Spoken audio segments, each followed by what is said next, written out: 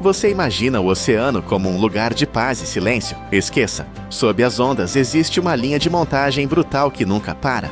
A cada ano, a humanidade arranca das águas mais de 180 milhões de toneladas de frutos do mar. Isso não é sorte de pescador, é uma guerra industrial onde a inteligência humana desafia a fúria da natureza. Prepare-se para ver como transformamos o caos selvagem em um negócio global de precisão absoluta. Nossa jornada começa com o desafio mais perigoso de todos, a caçada ao predador supremo dos mares, o tubarão. Antigamente, usavam-se muralhas de redes com quilômetros de extensão, mas essas armadilhas de aço eram indiscriminadas e cruéis com o ecossistema. Hoje, a indústria mudou. Os pescadores modernos transformaram o convés em um campo de batalha de alta precisão, usando um método chamado espinhel. Isso exige força bruta e nervos de aço. O segredo não é apenas a força, é a tecnologia invisível. Dispositivos que emitem sons de baixa frequência, imitando perfeitamente o movimento de peixes feridos para atrair os tubarões direto para a armadilha. É uma luta pela dominância entre o homem e a fera. Assim que o tubarão morde a isca, a operação muda de caça para processamento industrial instantâneo. Em navios modernos não há tempo a perder. O tubarão é neutralizado no convés e submetido a um procedimento técnico rigoroso. Injeções de água do mar gelada ou gelo são aplicadas diretamente nas guelras e na cavidade corporal. Isso não é apenas para resfriar, é para parar o tempo biológico. Esse choque térmico preserva o frescor máximo da carne, garantindo que o produto chegue ao porto como se tivesse acabado de sair da água, mesmo após dias no mar. Enquanto o mar aberto é um cenário de combate, nas águas costeiras do Sudeste Asiático, a engenharia transformou a pesca em uma ciência de laboratório. Aqui, gigantes são criados em gaiolas marinhas massivas, longe da costa. Estamos falando da garoupa, um peixe titânico que pode atingir de 20 a 30 quilos. Quando a época da colheita chega, não há espaço para erros. As redes gigantes são estreitadas lentamente, forçando esses monstros dourados para o centro. Quando eles emergem das profundezas, seus corpos firmes e escamas douradas brilham sob o sol, parecendo metal precioso vivo. O cuidado aqui é obsessivo. Os pescadores operam com movimentos rápidos, mas cirúrgicos, usando redes macias, especializadas para levantar cada peixe gentilmente da água. Por que tanta delicadeza com um gigante de 30 quilos? Porque um único arranhão nas escamas pode destruir seu valor de mercado. Assim que saem da rede, eles não são jogados no gelo. Eles são colocados em tanques com água do mar oxigenada, mantendo-os vivos, saudáveis e calmos até chegarem à terra firme. No convés, a equipe monitora a temperatura e a salinidade como cientistas, garantindo que cada espécime seja um troféu perfeito após 2 anos de cultivo contínuo. Agora vamos para as águas geladas do norte do Japão e da Coreia do Sul, onde a colheita parece algo de outro mundo. Quando a temperatura do mar se estabiliza entre abril e maio, começa a extração do abacaxi do mar. Em fazendas altamente mecanizadas, a colheita opera como uma linha de montagem futurista, flutuando no oceano. Longas cordas densamente cobertas com essas criaturas são içadas das profundezas, usando guindastes hidráulicos poderosos. Imagine uma máquina que engole cordas vivas.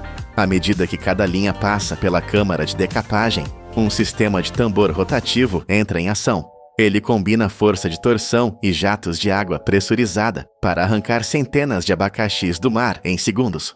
A precisão precisa ser absoluta. A máquina deve ser forte o suficiente para soltá-los, mas delicada o bastante para não esmagar a casca espinhosa ou danificar a carne interna. Uma vez destacados, eles são imediatamente transportados para estações flutuantes. Todo esse processo mecanizado minimiza o tempo de transporte e evita que o calor estrague o produto, preservando o sabor fresco dessas criaturas de águas profundas. Mas a verdadeira fronteira tecnológica está onde a luz do sol não alcança. Ao largo da costa do Atlântico Norte, começa a caçada ao camarão vermelho, uma espécie rara que vive na escuridão, a profundidades de 150 a 400 metros. Aqui, os olhos humanos são inúteis. Os pescadores dependem de sinais de sonar que varrem o fundo do mar em busca de camadas de camarão. Quando o alvo é confirmado, guinchos gigantes baixam redes de arrasto colossais até o leito marinho. Grandes placas mantêm a boca da rede aberta, enquanto ela varre o sedimento onde os camarões se escondem. Mas isso não é uma captura cega. A tecnologia moderna equipou essas redes com dispositivos de classificação biológica que liberam automaticamente tartarugas e outras espécies indesejadas. É uma colheita inteligente no meio do abismo. Após horas de arrasto, as redes sobem, pesadas e inchadas com o sucesso da caçada. Assim que os camarões vermelho-rosa atingem o convés, o sistema automatizado assume o controle. Eles são lavados, classificados e, o mais impressionante, submetidos a um congelamento instantâneo a 40 graus Celsius negativos. Do fundo do mar até o congelamento total, tudo acontece em poucos minutos. Essa velocidade extrema trava a qualidade, mantendo a textura firme como se o camarão ainda estivesse vivo no fundo do oceano. Saindo do fundo gelado para a superfície agitada do Atlântico, a regra do jogo muda. Aqui, a chave para o sucesso é a velocidade pura. Estamos falando da pesca da cavala. Funciona como uma armadilha invisível. Quanto mais rápido a rede se fecha, menor a chance de fuga. Quando a linha final é puxada, ela age como um laço de aço se fechando. Dezenas de toneladas de cavalas são cercadas, formando uma massa prateada que agita a água violentamente, criando uma espuma branca de pânico e energia. O som é ensurdecedor. Guindastes hidráulicos rugem, içando essa carga viva e despejando-a diretamente em porões de congelamento profundo. O choque térmico é imediato. Os peixes entram em tanques mantidos a 22 graus Celsius negativos. Não há processamento lento aqui. É uma operação de volume e força bruta, onde toneladas de peixe são convertidas em carga congelada em questão de minutos. Mas nem toda pesca é sobre volume. Existe uma caçada que é como jogar roleta russa com o oceano. Estamos falando do baiacu, ou peixe fugu. Pegar atum exige velocidade, cavala exige redes grandes, mas pegar baiacu é como manusear explosivos em um convés escorregadio. Cada movimento flerta com o perigo em meio a ventos congelantes. A aposta começa com a isca. O baiacu é incrivelmente exigente. Os pescadores não podem usar qualquer coisa. Eles precisam de cavala recém-pescada, cortada em cubos perfeitos e salgada. Se o óleo da isca estiver rançoso, o baiacu nem chega perto. Diariamente, a tripulação prepara até 20 mil cubos de isca, embalados em 250 caixas de gelo. Tudo isso para alimentar uma única linha de pesca monstruosa. Imagine uma linha que se estende por 48 quilômetros, equipada com mais de 20 mil ganchos de aço afiados como navalhas. Quando essa linha afunda, ela forma uma teia invisível mortal. Mas o risco financeiro é aterrorizante. Uma rajada de vento súbita ou uma boia perdida pode fazer com que toda a linha e milhares de dólares em equipamentos desapareça no abismo para sempre. Muitos capitães foram à falência após uma única tempestade. Pescar baiacu não é apenas um trabalho, é uma aposta de tudo ou nada contra o mar. Enquanto alguns apostam a vida em alto mar, em terra firme, uma revolução silenciosa alimenta bilhões. Com uma produção anual de mais de 6 milhões de toneladas, a tilápia se tornou o frango da aquicultura global. Nas águas quentes da Ásia e da América Latina, a escala é alucinante. Quando chega a hora da colheita, não se usam varas de pescar. Usam-se bombas de peixe especializadas e redes de cerco gigantescas. A superfície da água ferve com o movimento de dezenas de milhares de peixes sendo conduzidos para o centro. A equipe trabalha em sincronia perfeita, fechando o cerco. O movimento precisa ser rápido para evitar fugas, mas suave o suficiente para não quebrar barbatanas ou machucar a pele. Uma vez capturados, esses peixes não vão para caixas de gelo comuns. Eles são transferidos para caminhões-tanque aerados, verdadeiras cabines de primeira classe sobre rodas. Dentro desses tanques, a temperatura e o oxigênio são controlados por computador, mantendo os peixes vivos e saudáveis durante a viagem até a fábrica. Cada minuto conta. Um atraso no trânsito pode causar estresse biológico e arruinar a qualidade da carne, então a logística é tão precisa quanto a de um aeroporto internacional. Para o nosso último capítulo, descemos ao nível da lama. Diferente das vieiras colhidas por navios gigantes, os moluscos de sangue dependem de um ritmo antigo. Quando a maré recua, abre-se uma janela estreita de 2 ou 3 horas. Centenas de trabalhadores invadem as planícies de lama, usando ganchos de aço para raspar o solo e encontrar conchas enterradas a 10 centímetros de profundidade. É um trabalho manual, lento e exaustivo, onde a sensibilidade da mão é crucial para não quebrar a concha. Mas o apetite do mundo é insaciável e a tradição está sendo atropelada pela máquina. Fazendas costeiras agora usam sistemas de redes de arrasto modernas. Redes pesadas são baixadas no fundo lamacento, agindo como arados de aço que arrancam tudo o que encontram. Guindastes hidráulicos içam toneladas de lama e conchas para o convés, onde são lavadas e classificadas instantaneamente. A diferença de escala é brutal. O método mecanizado é 5 a 10 vezes mais eficiente que a coleta manual, rendendo até 8 toneladas por dia.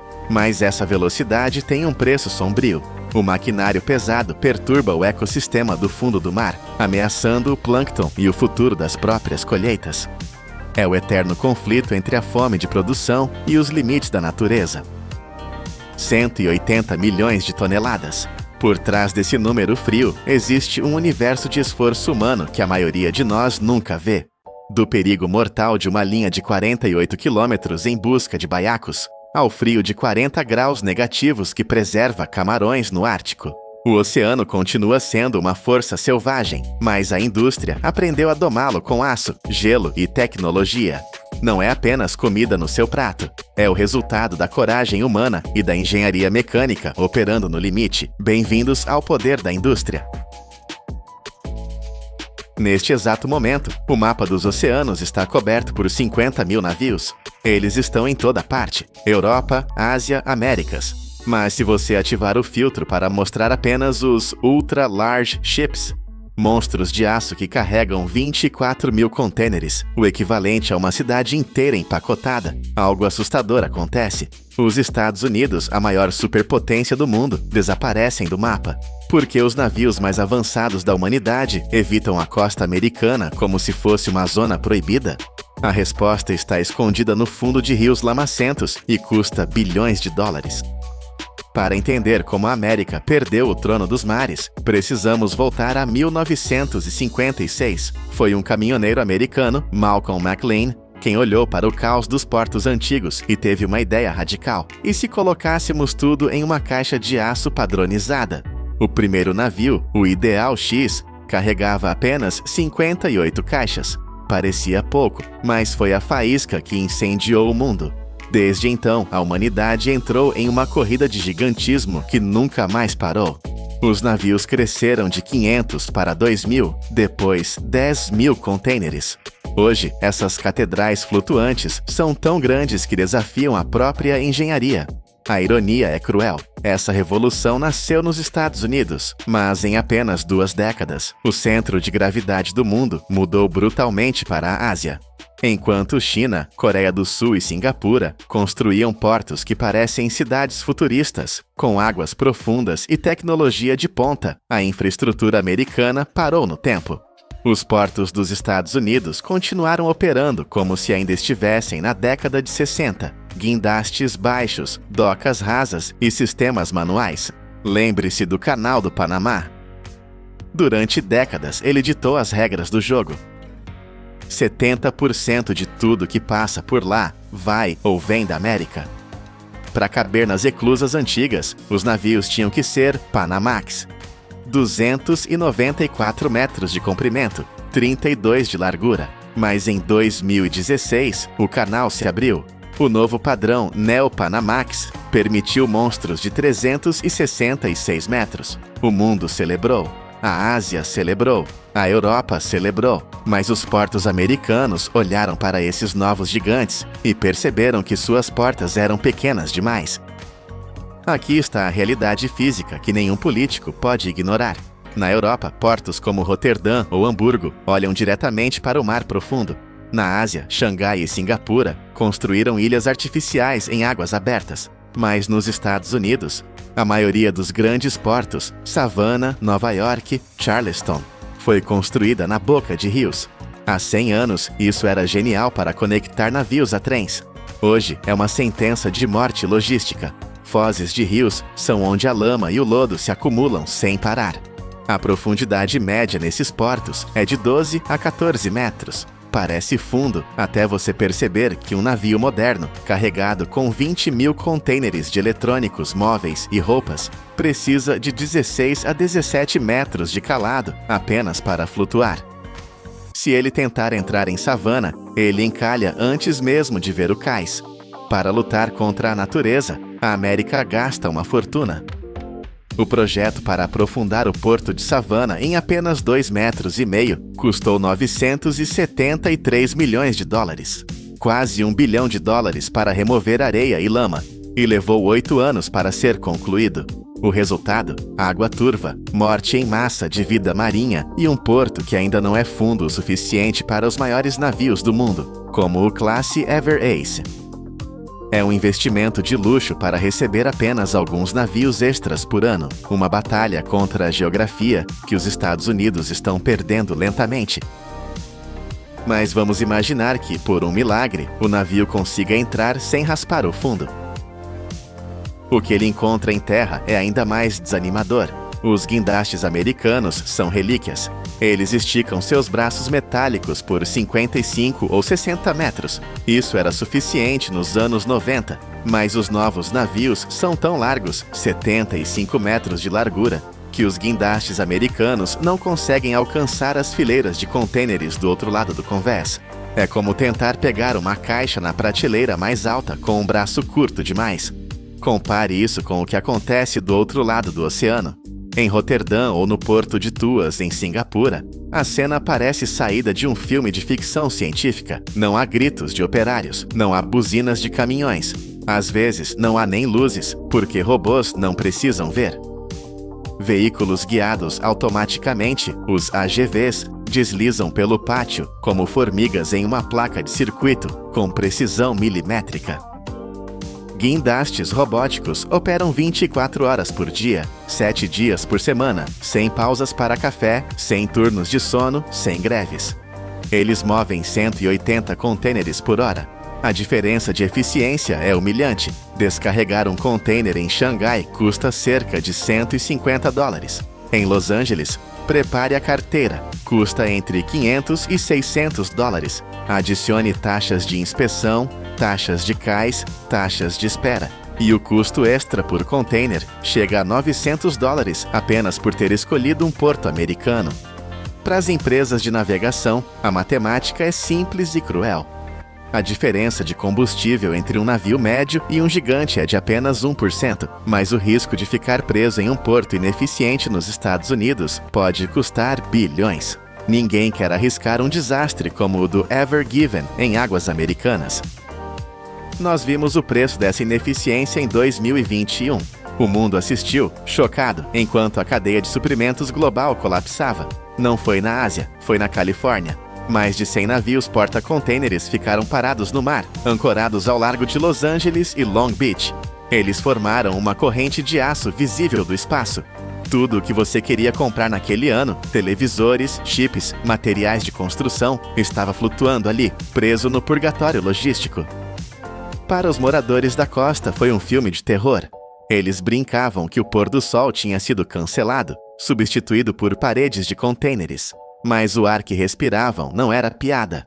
Cada um daqueles navios mantinha seus gigantescos motores a diesel, ligados dia e noite para manter as luzes e os refrigeradores funcionando. O resultado? 100 toneladas de fumaça tóxica lançadas no ar de Los Angeles todos os dias. Era como se 500 mil carros estivessem ligados em marcha lenta na praia, envenenando os pulmões da cidade. E o perigo não estava apenas no ar. O Oceano Pacífico é vasto e violento. Quando você deixa navios de 400 metros parados em águas abertas, você convida o desastre. O fenômeno do rolamento paramétrico pode fazer um navio balançar tão violentamente que ele ejeta sua carga. Em 2020, o navio One Apus perdeu 1.816 contêineres em uma única tempestade. Imagine um arranha-céu inteiro de mercadorias desabando no oceano escuro. milhões de dólares em produtos simplesmente desaparecendo nas ondas, porque a fila para entrar na América era longa demais. Por que os Estados Unidos não consertam isso? Por que não apenas cavar mais fundo e construir guindastes maiores? A resposta é o labirinto invisível da burocracia. Na China, se o governo decide construir um porto, ele é construído em 2 anos. Nos Estados Unidos, um projeto de expansão enfrenta o corpo de engenheiros do Exército, dezenas de estudos de impacto ambiental e anos de audiências públicas. O projeto de dragagem em Charleston levou 13 anos apenas para conseguir as assinaturas de aprovação. 13 anos.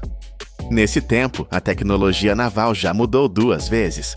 Existe também o efeito NIMBY, Not in my backyard, ou não no meu quintal. Em Oakland, um projeto vital foi cancelado, porque os moradores locais temiam que guindastes mais altos estragassem a vista da baía e atrapalhassem os pássaros. Enquanto a comunidade discute a vista, a economia sangra. E mesmo que vençam a papelada, eles enfrentam o concreto. As pontes americanas, ícones do século XX, tornaram-se gaiolas no século XXI. A ponte Bayonne, em Nova Jersey, era baixa demais. Qualquer navio grande tinha que dar meia volta. A solução? Gastar 1,7 bilhões de dólares para levantar a pista da ponte. Uma reforma bilionária apenas para deixar os navios passarem por baixo. E a fragilidade dessa infraestrutura ficou dolorosamente clara em março de 2024, em Baltimore. Um único navio de carga, nem mesmo um dos maiores, perdeu a potência e colidiu com a ponte Francis Scott Key. A estrutura inteira desmoronou em segundos, cortando uma artéria vital do comércio na costa leste. Isso mostrou ao mundo que a infraestrutura americana não é apenas velha, ela é vulnerável. Enquanto a América remenda suas pontes e discute permissões de dragagem, o resto do mundo já vive no futuro. O contraste é brutal.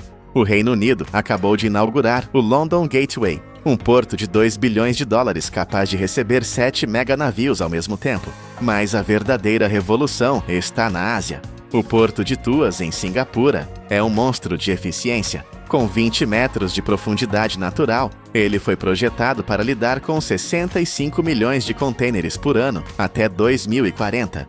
Isso é 3 vezes mais do que toda a costa oeste dos Estados Unidos combinada. Lá, o porto é um ativo de segurança nacional.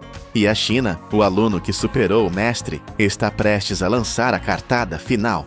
Em 2025, o Green Sea Lion entrará em operação. Este não é apenas um navio, é o ápice da engenharia naval. Ele carregará 27.500 contêineres, 27.500 caixas de aço em uma única viagem. Ele usa GNL, polui 30% menos e é o transporte mais eficiente já criado pela humanidade. Mas aqui está o fato que deve manter os planejadores americanos acordados à noite. O Green Sea Lion nunca tocará um porto americano. Ele foi desenhado exclusivamente para a rota Ásia-Europa. Ele navegará de Xangai para Roterdã, de Singapura para Hamburgo. Ele precisa de canais de 18 metros de profundidade. Ele precisa de guindastes que alcancem a 24ª fileira. A América foi excluída do design. O futuro do comércio global está sendo construído com especificações que os portos dos Estados Unidos fisicamente não podem atender.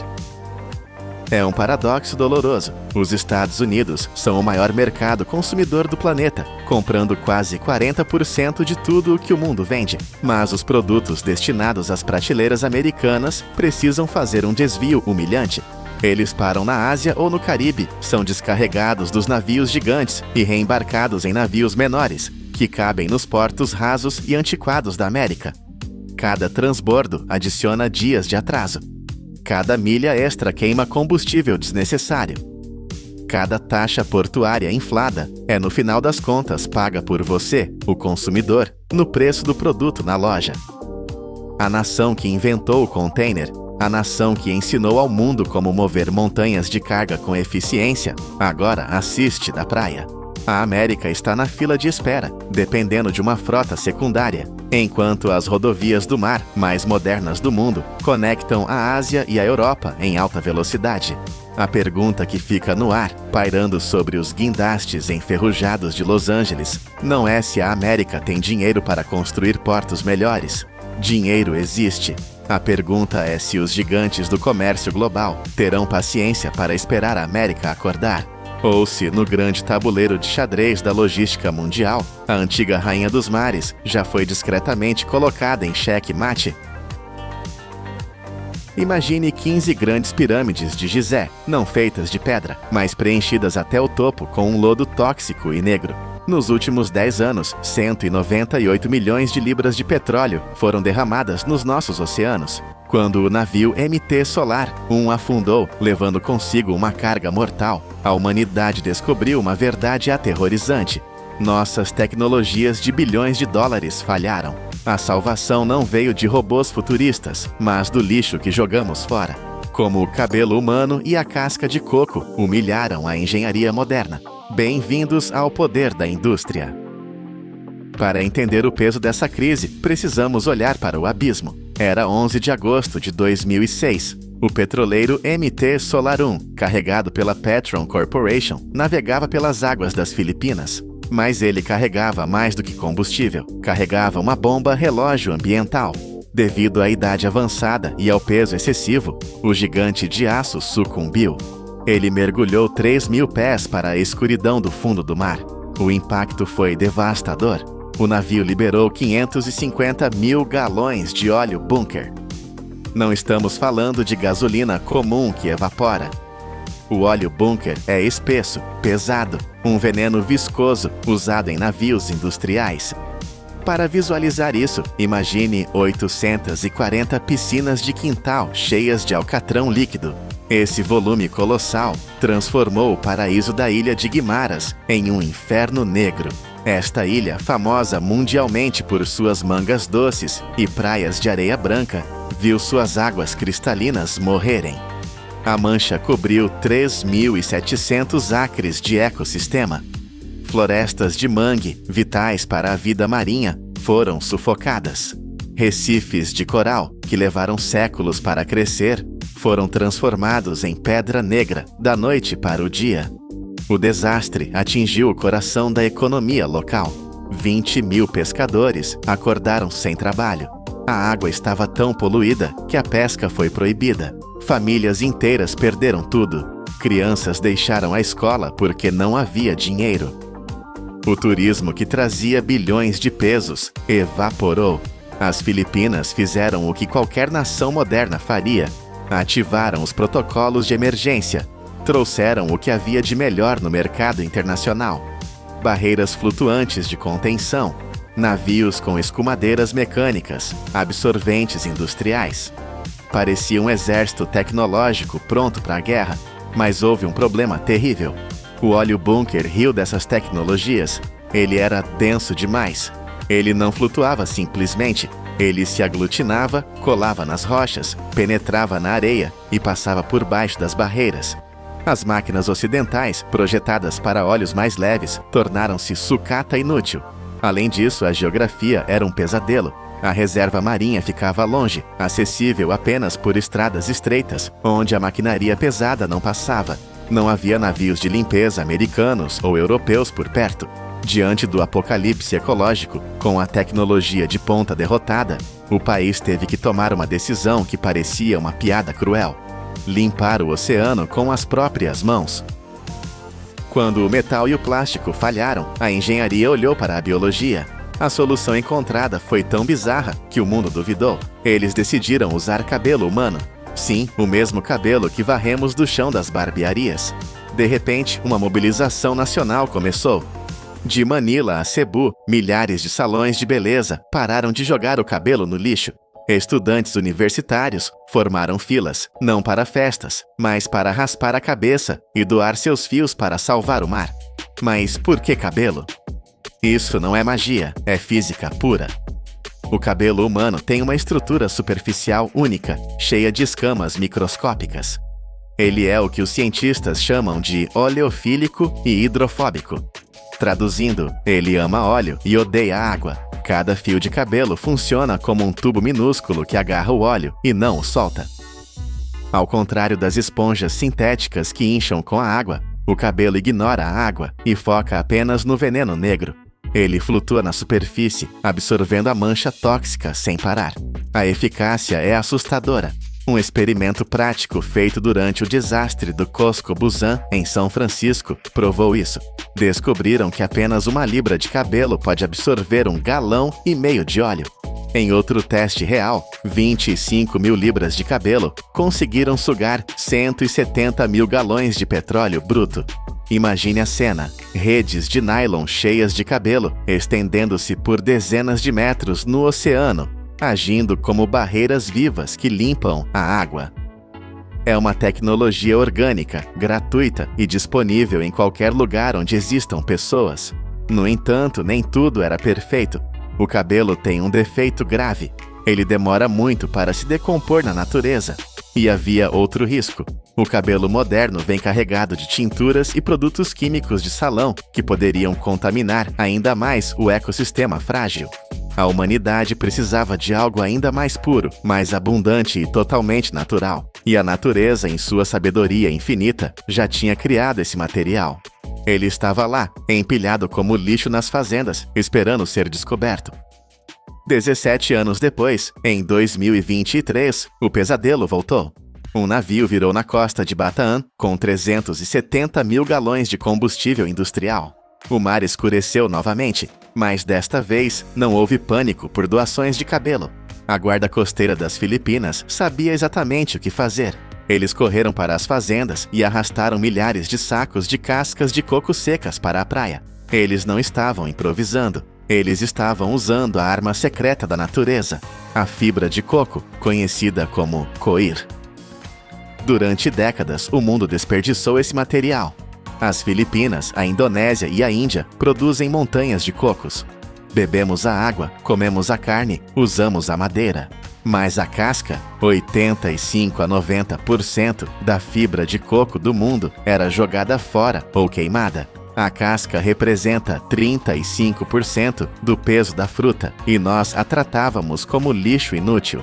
Um erro gigantesco. A história já nos tinha dado a dica. Na Segunda Guerra Mundial, os exércitos chamavam isso de fibra dourada.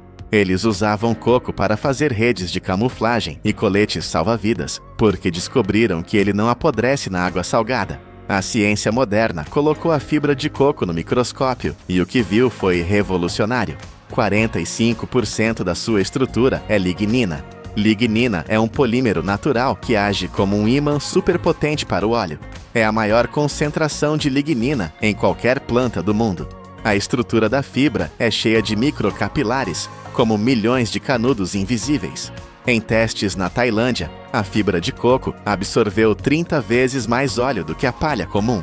Na Malásia, provaram que ela pode segurar o óleo por 72 horas sem soltar uma gota de volta na água. É a solução perfeita. Você joga a fibra no derramamento, ela suga o óleo instantaneamente. Depois você recolhe a rede, espreme o óleo para ser reciclado e pode usar a mesma fibra de novo.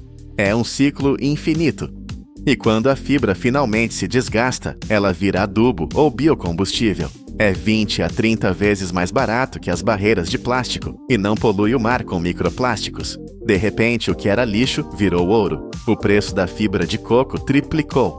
Fábricas surgiram apenas para criar essas barreiras. A ONU declarou oficialmente a fibra de coco como o absorvente de óleo biodegradável mais eficaz que a humanidade possui. Enquanto os agricultores salvam o oceano com coco, os cientistas nos laboratórios mais caros do mundo tentam competir. Nos Estados Unidos, o Laboratório Nacional de Argonne gastou anos e milhões para criar a Oleo Sponge. É uma obra-prima da química.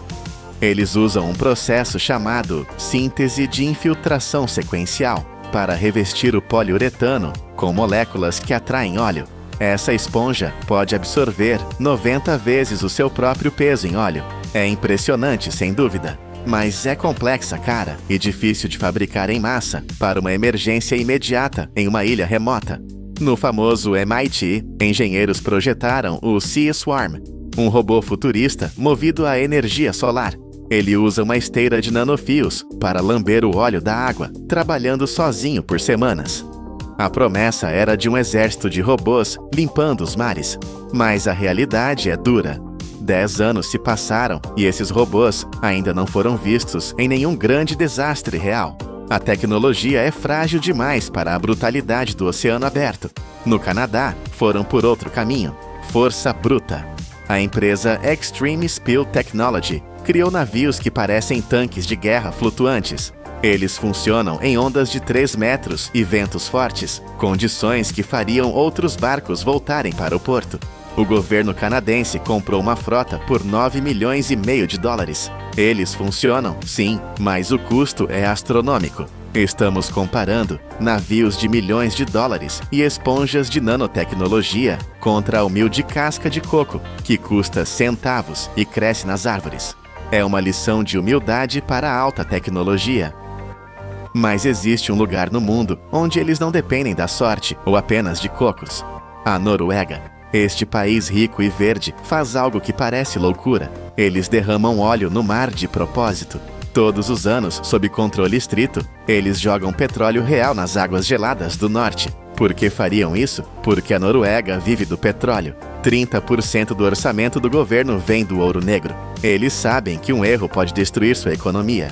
Eles chamam isso de exercícios Oil on Water. Não é simulação de computador, é realidade. Eles testam seus navios, seus aviões sensores e suas barreiras no pior cenário possível.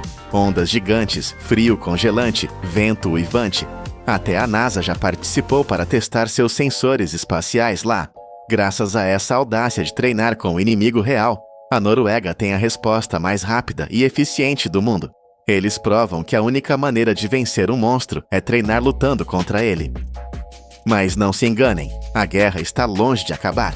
Os números mostram uma tendência assustadora. Os derramamentos de óleo estão aumentando de novo. Em 2024, 22 milhões de libras de óleo foram para o mar.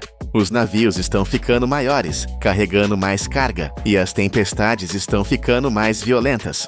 Uma tempestade tropical, hoje, é 15 a 20% mais forte, capaz de partir um navio moderno ao meio. E o pior é o que não vemos. Apenas 20 a 30% do óleo derramado é realmente recolhido. O resto, ele afunda. Ele se esconde na lama do fundo do oceano. Ele fica lá, silencioso, por 10, 20, 40 anos. É uma bomba relógio tóxica. Um recife de coral coberto de óleo pode levar 2 décadas para se recuperar, se é que vai se recuperar. No Brasil, óleo misterioso matou milhares de tartarugas bebês. Na Tailândia, zonas mortas foram criadas onde nenhum peixe sobrevive. O oceano não esquece. Começamos com a imagem de 15 pirâmides de petróleo sufocando nosso planeta. A indústria gasta bilhões prometendo soluções mágicas, robôs e nanotecnologia. Mas a história do MT Solar nos ensinou uma lição que não podemos ignorar.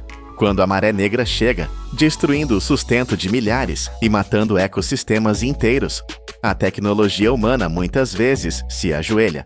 E quem nos levanta? A própria natureza. A simples fibra de um coco, que considerávamos lixo, tornou-se nosso escudo mais forte. O cabelo que cortamos e jogamos fora tornou-se a rede que salva a vida marinha. É uma ironia poética e poderosa. Quando a humanidade fere a Terra com seu progresso industrial, é a Terra que estende a mão com a cura. Talvez o futuro da indústria não seja apenas construir máquinas maiores, mas aprender a usar a sabedoria silenciosa que cresce nas árvores e vive em nós. O verdadeiro poder da indústria é trabalhar com a natureza, não contra ela. Em 2023, os agricultores do deserto de Nevada cometeram um ato que parecia suicídio financeiro. Cobriram suas terras férteis com toneladas de sal puro. A vizinhança chamou de loucura. Os especialistas disseram que o solo estava morto, mas esse erro calculado não matou a fazenda. Em apenas uma temporada, ele transformou um deserto estéril em uma mina de ouro biológica, aumentando a colheita em 400 vezes. Como destruir o solo salvou uma indústria de milhões de dólares? A resposta está enterrada sob seus pés, esperando para ser descoberta. Para entender a magnitude desse risco, você precisa sentir o calor. Nevada não é apenas quente, é uma fornalha a céu aberto.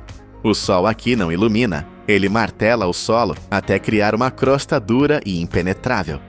É um lugar onde a agricultura é uma guerra constante contra os elementos. E no centro dessa batalha está uma planta que vale mais do que parece, a alfafa. Você pode olhar para um campo de alfafa e ver apenas grama para gado, mas biologicamente essa planta é uma fortaleza impenetrável. Ela possui um segredo mecânico que frustrou a tecnologia agrícola por décadas. Cada pequena flor roxa de alfafa esconde um mecanismo de defesa brutal. É uma armadilha. Dentro das pétalas, a coluna reprodutiva está sob tensão extrema, como uma mola de aço comprimida ou o gatilho de uma arma. Para que a planta produza sementes, o ouro que os agricultores buscam, esse gatilho precisa ser disparado fisicamente, mas a alfafa não facilita. Quando um inseto pousa para pegar o néctar, o mecanismo dispara.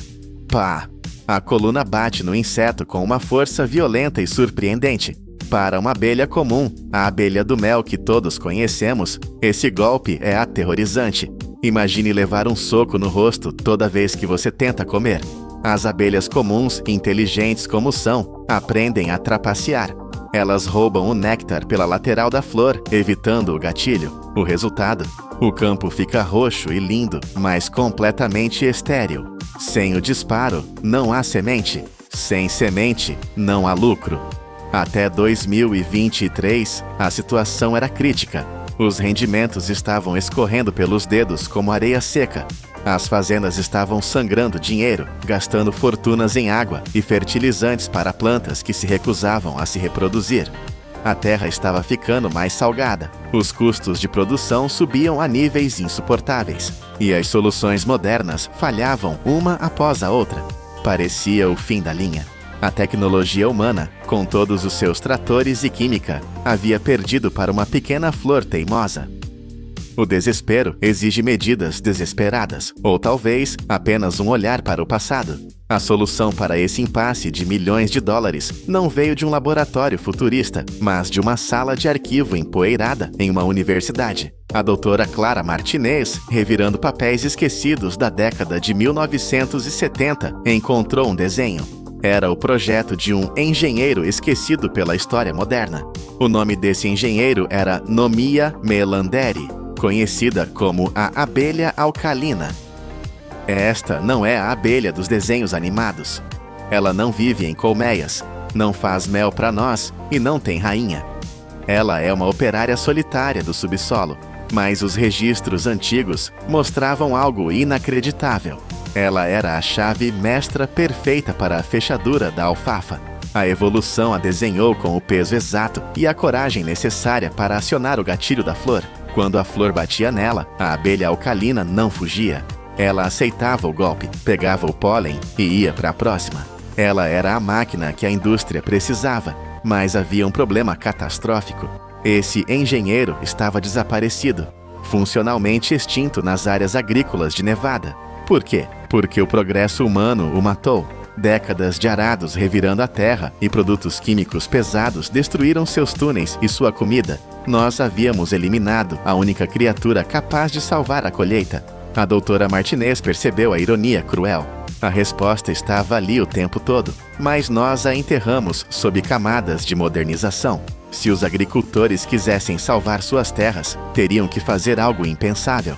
Eles teriam que parar de lutar contra a natureza hostil de Nevada e, em vez disso, reconstruir o ambiente que passaram 50 anos tentando destruir. Foi assim que nasceu o projeto mais contraditório da agricultura moderna. Para trazer a abelha de volta, os fazendeiros precisavam construir uma casa para ela, e essa casa é feita de sal. O plano exigia transformar zonas de terra produtiva em desertos artificiais de sal branco. Imagine o cenário: tratores gigantes entrando em campos férteis, não para plantar, mas para estragar o solo. A engenharia por trás desses leitos de sal é digna de uma construção industrial. Não é apenas jogar sal na terra, é precisão cirúrgica. Primeiro, escava-se a terra. Depois, instala-se uma rede complexa de tubos de irrigação subterrânea, valendo dezenas de milhares de dólares. Essa água nunca toca a superfície. Ela fica embaixo, mantendo o subsolo úmido e macio, perfeito para escavação. Na superfície, caminhões despejam toneladas de sal industrial. Niveladoras a laser passam para garantir que o chão fique plano como uma mesa de bilhar. O objetivo? Criar uma crosta dura e salgada. O sal aqui não é veneno, é tecnologia. Ele puxa a umidade de baixo, sela a superfície e cria um controle térmico perfeito. Para qualquer um que passasse na estrada, parecia uma loucura. Vizinhos paravam seus carros para olhar e rir. A mídia local chamava de o experimento bizarro. Agricultores estavam gastando fortunas para criar uma zona morta, branca e brilhante, no meio de suas fazendas verdes. Parecia o oposto do progresso, mas era a única aposta que restava. O palco estava montado, brilhando sob o sol impiedoso, esperando pelos seus habitantes. O dia da liberação foi o momento da verdade. Caminhões especializados chegaram ao local carregando caixotes pesados, mas eles não traziam equipamentos eletrônicos ou sementes geneticamente modificadas. Eles traziam terra, blocos de solo contendo milhões de larvas adormecidas da abelha alcalina. A cena foi anticlimática para os céticos, mas aterrorizante para os investidores. Os trabalhadores simplesmente despejaram a carga sobre o sal, sem colmeias de madeira, sem redes de proteção, sem apicultores com roupas especiais. Apenas milhões de insetos jogados no chão quente e salgado do deserto. A internet explodiu. Vídeos do despejo viralizaram com comentários zombando da estupidez dos fazendeiros. Eles vão morrer em 2 dias, diziam os especialistas de sofá. O calor vai cozinhá-las. E nos primeiros dias, silêncio. Nada acontecia. A superfície branca permanecia imóvel. O dinheiro parecia ter evaporado. A tensão nas fazendas era palpável. Se isso falhasse, não seria apenas um prejuízo financeiro, seria uma humilhação pública. Jornais publicavam manchetes sobre o fracasso iminente. Nevada parecia ter perdido o juízo. Mas o que ninguém conseguia ver, o que as câmeras não podiam captar, era a revolução acontecendo centímetros abaixo das botas dos críticos. Enquanto o mundo ria, o exército subterrâneo estava acordando. Abaixo daquela crosta de sal hostil, uma das maiores obras de engenharia biológica do planeta estava em andamento. As abelhas alcalinas não cavam buracos, elas constroem cidades. No escuro e na umidade perfeita controlada pelo sistema de irrigação, elas começaram a trabalhar. Cada fêmea é uma mineradora de elite. Elas escavam túneis verticais perfeitamente redondos, descendo até 50 centímetros na terra. A precisão é matemática. Elas usam a umidade do solo para cimentar as paredes dos túneis, criando tubos lisos e resistentes que não desmoronam. E aquela crosta de sal na superfície que todos criticavam, ela se tornou o escudo perfeito. Ela reflete o calor excessivo e é dura demais para predadores como formigas e besouros penetrarem. O sal era a muralha do castelo. A densidade populacional desafia a lógica urbana. Em um único metro quadrado de solo salgado, milhares de ninhos operam lado a lado. É uma metrópole invisível de alta densidade. Dentro de cada túnel, câmaras de cria são construídas e revestidas com uma secreção natural à prova d'água, protegendo o pólen e os ovos como cofres bancários. Dia após dia, a cidade crescia. Onde os humanos viam apenas terra branca e morta, a vida estava fervilhando em uma escala massiva. A infraestrutura humana, os canos, o sal, o nivelamento, foi apenas a fundação. As abelhas eram as arquitetas finais, e quando a construção terminou, a cidade abriu seus portões. A mudança não foi lenta, foi uma explosão. Semanas após a liberação, os campos de alfafa ao redor dos leitos de sal começaram a vibrar. Um zumbido grave, profundo e constante encheu o ar. As abelhas alcalinas emergiram aos milhões, e elas não estavam ali para passear.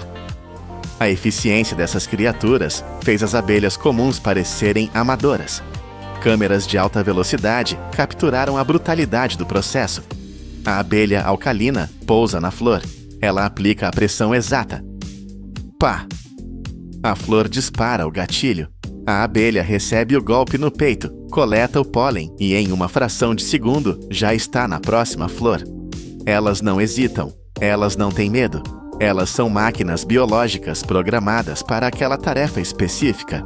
A velocidade de polinização dobrou, triplicou. Onde antes havia apenas beleza roxa, as flores começaram a murchar rapidamente, o sinal universal de que a polinização funcionou.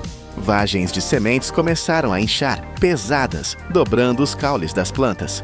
Os agricultores mal podiam acreditar no que viam. Quando as colheitadeiras entraram nos campos no final da estação, os números confirmaram o milagre.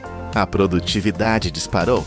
Em áreas onde a média histórica era de 300 a 400 quilos por hectare, os fazendeiros estavam colhendo 1.200, 1.300 quilos.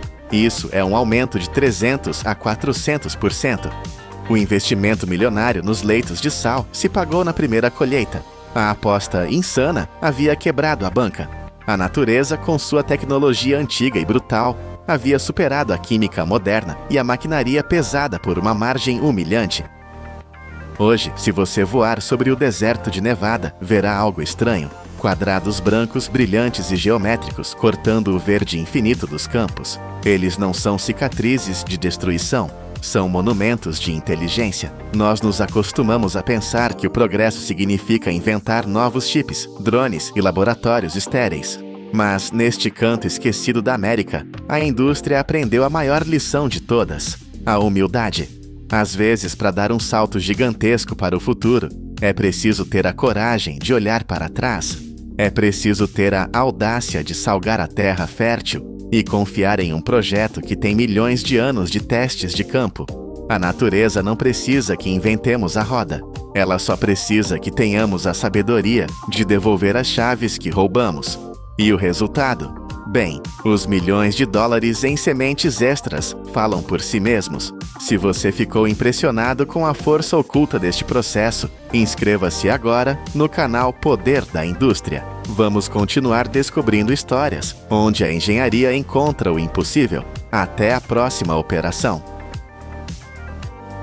Imagine um material de construção capaz de suportar 2 horas num inferno de chamas diretas, sem ceder 1 milímetro, protegendo tudo o que está por trás. Agora, visualize algo que sequestra mais carbono da atmosfera do que uma floresta tropical densa. Durante quase 70 anos, este supermaterial foi banido, tratado como uma ameaça perigosa. Mas hoje, máquinas titânicas e precisão de nível micron transformam esta antiga erva daninha em arranha-céus à prova de fogo e tecidos mais fortes que o aço. Bem-vindos à linha de frente da Revolução Industrial do Cânhamo.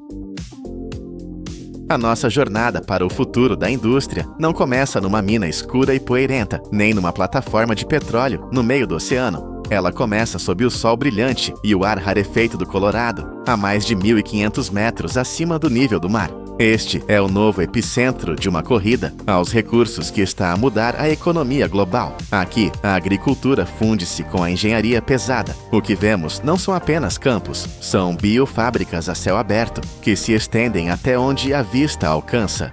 Todos os anos, o mundo cultiva mais de 15 milhões de toneladas desta biomassa ultra-resistente. Mas esqueça a imagem romântica do agricultor com ferramentas manuais. A escala aqui exige brutalidade mecânica e velocidade. Semeadoras automatizadas, verdadeiros monstros de precisão, varrem a terra, disparando 200.000 sementes para o solo a cada hora. É uma coreografia de alta velocidade que eliminou a necessidade de 70% da mão de obra humana, garantindo que cada planta nasça no local exato para maximizar a sua potência. Enquanto estas máquinas rugem pelos campos, ocorre um milagre silencioso de eficiência. Pense no algodão, o rei sedento da indústria têxtil. Para cultivar fibra suficiente, o algodão exige rios de água. Mas aqui, a lógica é reescrita. O cânhamo necessita de 13 vezes menos água do que o algodão para produzir a mesma quantidade de material. Estamos a falar de apenas 1.500 litros para cada quilograma de fibra, uma poupança que vale ouro num mundo cada vez mais seco. E a performance desta mina verde não para por aí. Cada hectare destas plantas funciona como uma máquina de vácuo atmosférico, sugando de 2 a 4 vezes mais dióxido de carbono do que uma floresta tropical madura. Em apenas um mês, as fileiras de plantas fecham-se completamente, criando um mar verde de biomassa. Quando o final do verão chega ao Vale de São Luís, mais de 6.500 hectares atingem a maturidade biológica simultaneamente. É um momento de tensão crítica. Milhões de toneladas de matéria-prima estão prontas. Se não forem colhidas com a tecnologia certa, todo este potencial perde-se. É hora de trazer a artilharia pesada. A colheita do cânhamo é uma bifurcação tecnológica. O destino da planta, se vai vestir um humano ou sustentar um edifício, é decidido pela lâmina que a corta. Não existe uma abordagem única. Existe apenas a ferramenta certa para a missão certa. Para o mercado têxtil de elite, a integridade é a lei. Ceifeiras especializadas, que parecem ter saído de um filme de ficção científica, avançam pelos campos. A sua missão é cirúrgica: cortar as hastes rente ao solo, preservando o seu comprimento total titânico de 2,5 metros a 3,5 metros.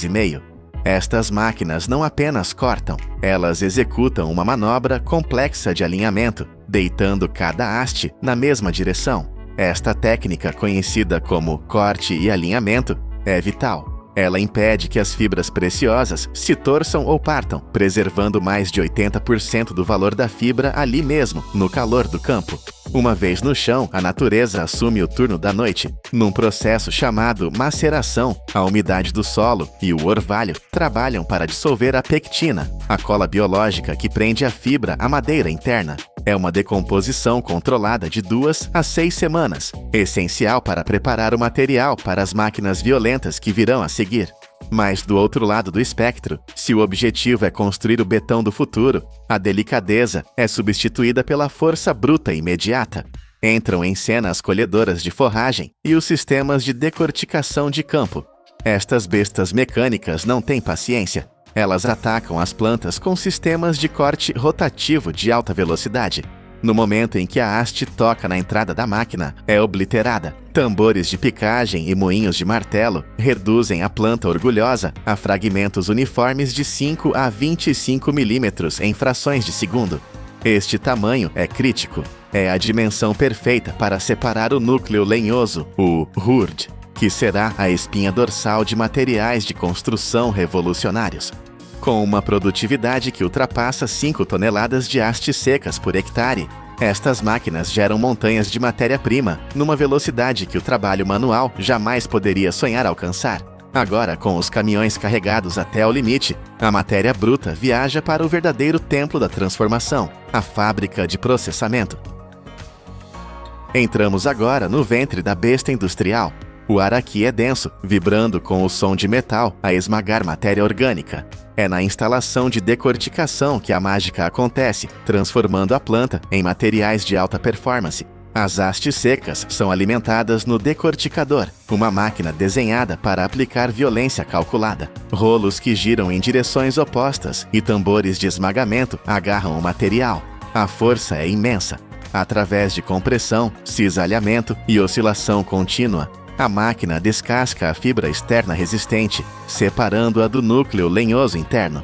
É uma separação física brutal, mas necessária. O núcleo esponjoso, que constitui quase 60% da massa da planta, cai através de um sistema de peneiras e separadores de ar. Ventos artificiais sopram as impurezas e as fibras curtas, deixando para trás apenas o RURD limpo e uniforme. Este material, que parece madeira picada, está prestes a tornar-se pedra. No misturador industrial, o RURD é agitado para aumentar a aeração antes de encontrar o seu parceiro químico.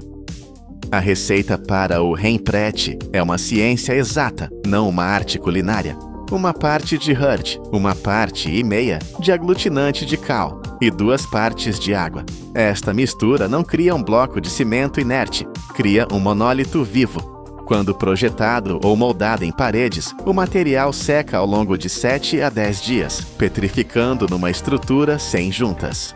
E aqui está o verdadeiro choque. Esta parede respira. Ela regula a umidade e a temperatura da casa, tornando-a fresca no verão e quente no inverno. Mas o teste supremo é o fogo. Enquanto o betão tradicional pode estalar e explodir sob calor extremo, uma parede de emprete ri-se das chamas. Ela suporta mais de 2 horas de exposição contínua ao fogo, sem perder a integridade estrutural e sem libertar fumos tóxicos. É uma fortaleza biológica, já adotada em mais de 40 mil edifícios, que continua a absorver carbono, mesmo depois de construída. Mas deixamos para trás a armadura exterior da planta, a fibra que é mais forte que o aço da natureza. A sua jornada está apenas a começar. Se o núcleo é a pedra, a fibra externa, ou bast fiber, é o cabo de aço. Mas ao sair do campo, ela é uma confusão de fios ásperos e desorganizados. Para competir com os têxteis mais finos do mundo, ela precisa de passar por uma metamorfose mecânica de precisão absoluta. No portão da fábrica, sensores rejeitam qualquer haste que tenha mais de 18% de umidade ou esteja fraturada. Apenas a elite entra. O material aprovado mergulha no sistema de cardagem. E é aqui que a engenharia atinge um nível de complexidade hipnotizante. Imagine cilindros metálicos gigantescos, cobertos por milhares de agulhas de aço afiadas como bisturis. Eles giram furiosamente, penteando a fibra. Mas não é um simples pentear. Uma única linha de produção executa mais de 20 milhões de microações de cardagem a cada hora. 20 milhões. É um número que desafia a compreensão. É uma tempestade de aço sobre a fibra. A cada passagem, as agulhas desemaranham os nós, limpam as impurezas profundas e esticam o material. A força aplicada é calibrada para separar, mas nunca quebrar. E impurezas microscópicas e segmentos curtos são impiedosamente expulsos. O caos da natureza é forçado a obedecer à ordem industrial. O que emerge do outro lado da máquina não se parece em nada com a planta que entrou. É uma fita contínua, suave e perfeitamente paralela, chamada de sliver. As fibras agora correm lado a lado, como soldados em formação, prontas para o próximo desafio. Elas foram limpas e ordenadas, mas para suportar a tensão do mundo real, elas precisam de ser unidas. É hora de testar os limites da física na fiação. A fita de fibra é suave, mas ainda carece de estrutura. Ela entra agora no sistema de estiragem, onde múltiplas fitas são combinadas e puxadas para criar uma densidade uniforme. É o momento de calmaria antes da tempestade de velocidade. A fibra preparada avança para a fase de fiação, onde a magia da torção acontece. Primeiro, ela é suavemente torcida numa pré-forma chamada mecha, ganhando resistência suficiente para não se partir sob tensão. Mas a verdadeira ação acontece nas máquinas de fiação de anel. Aqui, a velocidade é a rainha. Os fusos giram num borrão invisível. A fibra é esticada, reduzida em espessura e torcida com uma força tremenda para trancar as fibras umas nas outras. O ritmo é alucinante. Uma única máquina moderna cospe mais de 150 mil metros de fio por hora. 150 quilômetros de fio, criados a cada 60 minutos. É uma produção em massa que transforma montanhas de fibra solta em fios de alta precisão. O resultado final é enrolado em bobinas massivas, cada uma contendo de 8 a mais de 25 quilômetros de fio contínuo. Este não é um fio qualquer. É tecnicamente superior, macio como o algodão, respirável como o linho, mas com uma resistência à tração que supera muitas fibras sintéticas. Ele está pronto para ser tecido em roupas indestrutíveis, compósitos para carros ou materiais industriais. A transformação está completa. A planta tornou-se produto. Ao deixar a fábrica, estas bobinas e blocos de construção entram numa economia global sedenta por mudança. O mercado da moda de cânhamo já está a explodir, aproximando-se da marca de 6 mil milhões de dólares. Mas o verdadeiro valor não está apenas no dinheiro, está no legado. Pense numa t-shirt de poliéster. Ela vai durar centenas de anos no aterro, libertando microplásticos. Agora pegue numa t-shirt feita desta fibra de cânhamo. Se a atirar para a terra, ela desaparece completamente, decompondo-se em apenas 6 a 8 meses. Sem lixo tóxico, sem vestígios. E o balanço final é o golpe de misericórdia nos materiais tradicionais. Cada tonelada desta fibra que produzimos não está a matar o planeta. Pelo contrário, durante o seu crescimento, ela absorveu quase 2 toneladas de dióxido de carbono. Estamos a falar de um impacto ambiental positivo líquido. É uma indústria que limpa o ar enquanto veste e abriga a população. Começamos com uma verdade desconfortável. Durante 70 anos, viramos as costas a este material, cegos por preconceitos e burocracia. Mas olhem agora para o que a engenharia moderna revelou. Transformamos sementes e sol em paredes que enfrentam o fogo sem queimar e em tecidos que voltam à terra sem poluir. O cânhamo não é apenas uma alternativa verde. É uma demonstração de força bruta e eficiência. Das máquinas que disparam sementes a velocidades vertiginosas, aos fusos que fiam quilômetros de linha por hora, provamos que a sustentabilidade não precisa de ser fraca. Ela pode ser colossal. Talvez, afinal, a tecnologia mais avançada do futuro estivesse a crescer debaixo dos nossos narizes o tempo todo. Você já imaginou navegar com um navio sobre o pico de uma montanha? Não em um filme de ficção científica ou em um sonho distante, mas na vida real. Imagine olhar para fora do convés e, em vez de água, ver o topo de árvores e penhascos a centenas de metros abaixo de você. Isso é exatamente o que acontece na província de Guizhou, na China. Lá, engenheiros construíram um elevador titânico que ergue navios inteiros à altura de um arranha-céu de 66 andares. Mas por que alguém gastaria bilhões para fazer barcos voarem? A resposta revela uma batalha épica entre a necessidade de energia e o desejo de dominar a natureza.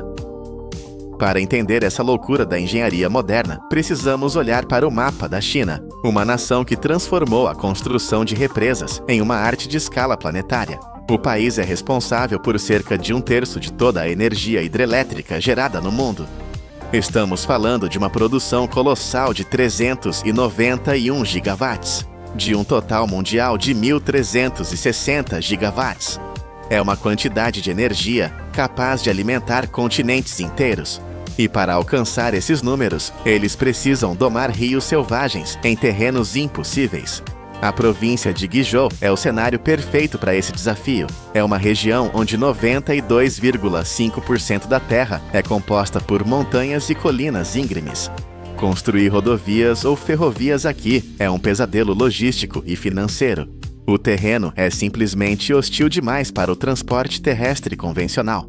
No entanto, a região é abençoada com rios poderosos, como o rio Wu, um afluente vital do poderoso rio Yangtze. O potencial hidrelétrico aqui é gigantesco, ocupando o 6º lugar em toda a China, com mais de 18 milhões de quilowatts esperando para serem colhidos. Para aproveitar essa força bruta da natureza, o governo construiu a represa de Guptan, uma muralha de concreto em arco que se ergue a 232 metros de altura. Mas toda represa tem um preço oculto. Ela cria um muro intransponível no meio da estrada fluvial. O rio, que antes era uma artéria de transporte vital conectando a província ao coração econômico da China, foi bloqueado. A diferença nos níveis de água antes e depois da barragem era tão extrema que os métodos tradicionais de travessia eram inúteis. As eclusas comuns, aquelas escadas de água que vemos em canais pelo mundo, não funcionariam aqui. O abismo era profundo demais, o paredão alto demais. Os engenheiros se viram diante de um impasse. Eles tinham a energia, mas haviam matado o transporte. A solução? Fazer o impossível. Eles decidiram que, se os navios não podiam navegar através da montanha, eles seriam elevados por cima dela. O que nasceu desse dilema é o sistema de elevação de navios de Gulpitan, uma maravilha que desafia a gravidade. Não se trata de um único elevador, mas de uma série complexa de 3 elevadores separados, trabalhando em harmonia para realizar o impensável. Quando uma embarcação se aproxima da base da represa, ela não enfrenta uma eclusa lenta, ela entra em um edifício alto, uma torre de concreto que esconde uma maquinaria colossal. Dentro dessa estrutura, o navio flutua em uma câmara cheia de água. Cabos de elevação massivos, enrolados em 2 fileiras de tambores gigantes e conectados a caixas de engrenagens em ambos os lados, começam a girar. Para um observador comum, pode parecer um processo lento e pesado, cheio de peças móveis. Mas, na realidade, essa complexidade é o segredo da velocidade. Esse sistema consegue elevar um navio de 500 toneladas em cerca de 10 minutos. Em questão de momentos, uma embarcação de passageiros ou de carga está pairando no ar, deixando o nível do rio muito para trás. O primeiro elevador leva o navio a uma altura impressionante de 72 metros, mas isso é apenas o aquecimento. O sistema foi projetado para lidar com embarcações pesando até 1.800 toneladas. O objetivo final é elevar esses navios a uma altitude total combinada de 199 metros. Vamos colocar esse número em perspectiva para sentir o verdadeiro peso dessa realização. Isso é equivalente a levantar um navio ao topo de um prédio de 66 andares. Se a grande pirâmide de Gizé estivesse ao lado dessa represa, você olharia para o topo dela de cima para baixo, pois ela tem apenas 139 metros. A Estátua da Liberdade? Com seus 93 metros, ela pareceria um brinquedo ao lado dessa ascensão titânica. Após sair do primeiro elevador, o navio navega até o segundo, que realiza a parte mais brutal do trabalho, elevando a carga por mais 127 metros verticalmente. É uma coreografia industrial de precisão absoluta, onde milhares de toneladas de aço e água são movidas contra a gravidade, com a delicadeza de um relógio suíço. E finalmente, após vencer essa escalada, há um terceiro elevador no final do trajeto, que desce o navio cerca de 47 metros para depositá-lo suavemente nas águas calmas atrás da represa.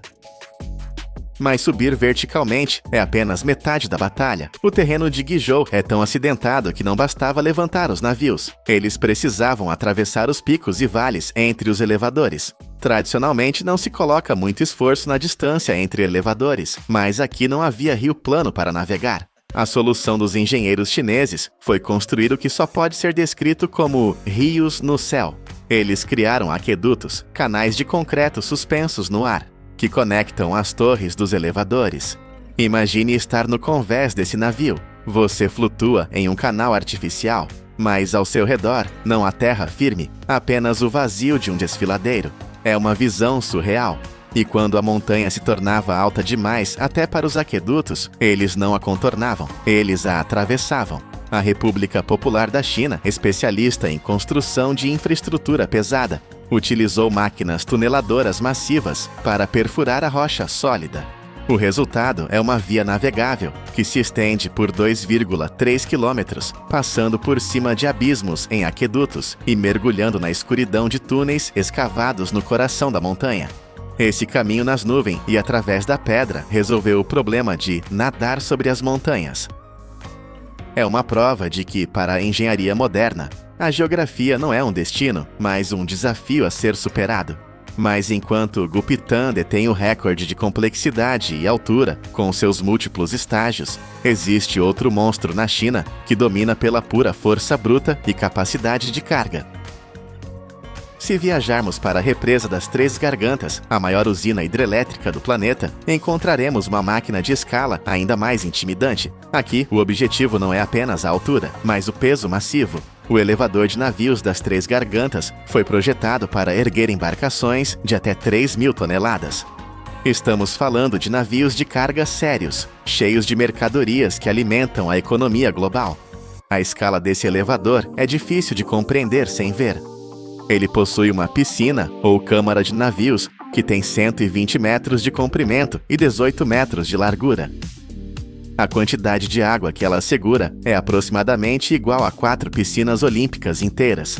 E essa estrutura colossal, pesando milhares de toneladas, é elevada a uma altura de 113 metros acima do solo. Embora não seja tão alto quanto o sistema combinado de Gulpitan, ele realiza esse feito em um único estágio massivo. A segurança aqui é uma obsessão. A região pode ser sujeita à atividade sísmica e um terremoto com um navio suspenso a 100 metros de altura poderia ser catastrófico. Para evitar desastres, os engenheiros instalaram 4 conjuntos de mecanismos de acionamento dispostos simetricamente, que seguram a câmara rigidamente em 4 pontos.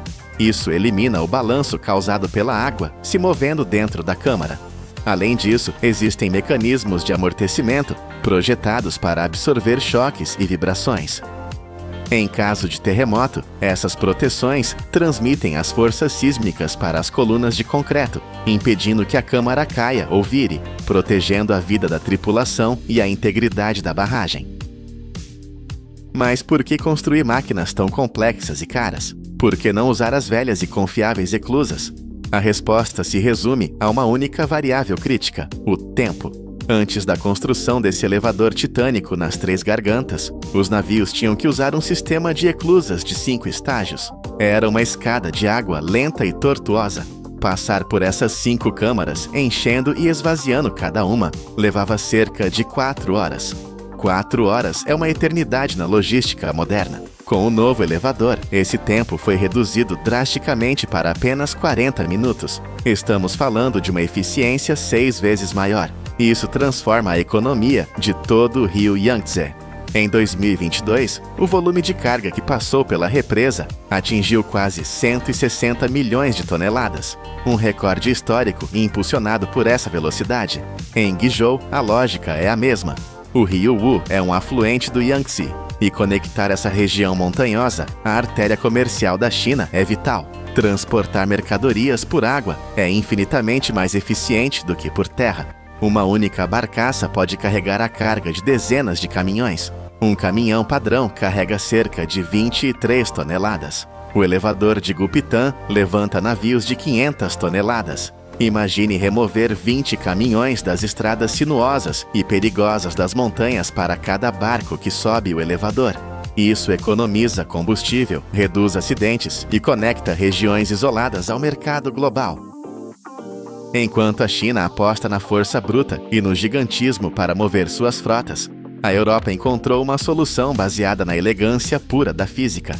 Na Escócia existe uma estrutura que parece mais uma escultura de arte moderna do que uma máquina industrial, a roda de Falkirk. Construída para reconectar 2 canais separados por quase 70 anos, ela supera um desnível de 35 metros de uma maneira única. Diferente dos elevadores verticais da China, esta é uma roda rotativa. Seu design foi inspirado em um machado celta de 2 cabeças e na caixa torácica de uma baleia. Mas a verdadeira magia não é a forma, é a eficiência. A roda possui 2 gôndolas opostas. Graças ao princípio de Arquimedes, quando um barco entra na gôndola, ele desloca uma quantidade de água exatamente igual ao seu próprio peso. Isso significa que as 2 gôndolas, independentemente de terem barcos dentro ou apenas água, estão sempre em equilíbrio perfeito. O resultado disso é chocante. Para girar essa estrutura maciça, que move 600 toneladas de carga a cada meia volta, é necessária uma quantidade ridícula de energia. Os engenheiros afirmam que o consumo de energia para um ciclo completo é o mesmo que ferver apenas 8 chaleiras elétricas de água. Enquanto os motores chineses rugem com megawatts de potência para lutar contra a gravidade, a roda escocesa dança com ela, usando o equilíbrio para realizar o trabalho pesado com um sussurro de energia. É a prova de que a inteligência pode ser tão poderosa quanto a força bruta. De volta à China, enquanto observamos um navio de carga emergir de um túnel na montanha e deslizar silenciosamente sobre um aqueduto a 200 metros de altura, nossa percepção do mundo muda. Costumamos pensar nas montanhas como barreiras eternas, paredes de pedra que ditam onde podemos e não podemos ir. Mas diante de máquinas como o sistema de Gulpitan, percebemos que, para a engenharia do século XXI, essas paredes são apenas degraus, seja usando a força titânica de elevadores que levantam 3.000 toneladas em um único movimento, ou a elegância física de uma roda que gasta a energia de 8 chaleiras, a humanidade continua a reescrever a geografia do planeta. Nós transformamos montanhas em pontes e rios em escadas. E na próxima vez que você ver um produto made in China, lembre-se da jornada épica que ele pode ter feito, flutuando nas nuvens através de túneis de granito, desafiando a gravidade em uma dança de aço e água. A indústria não apenas move cargas, ela move montanhas.